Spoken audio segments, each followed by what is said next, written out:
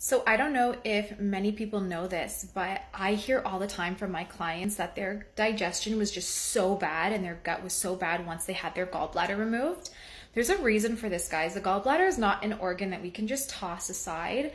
It stores our bile so that every time we eat a meal, our body can produce and release bile that will mix with the food in our stomach acid and neutralize it before it hits the colon.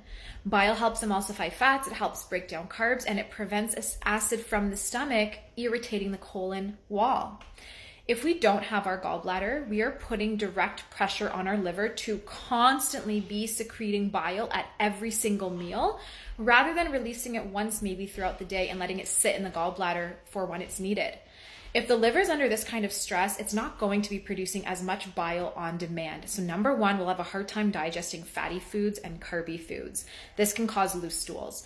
Number two, we're going to have a harder time neutralizing stomach acid. And so when we're eating a meal and our food is really acidic from all the stomach acid breaking it down, and then it hits the intestinal system, it's going to break apart and irritate the mucosal lining, which is very alkaline, and it's very irritating to that. And so you might start experiencing cramping and gut inflammation. The third thing that's really bad without having a gallbladder means the liver's constantly dripping bile into the colon.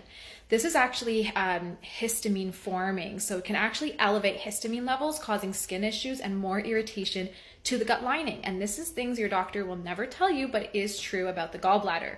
So always inquire about side effects of surgeries and things before diving into them. If you have any questions, comment them down below and follow for more tips.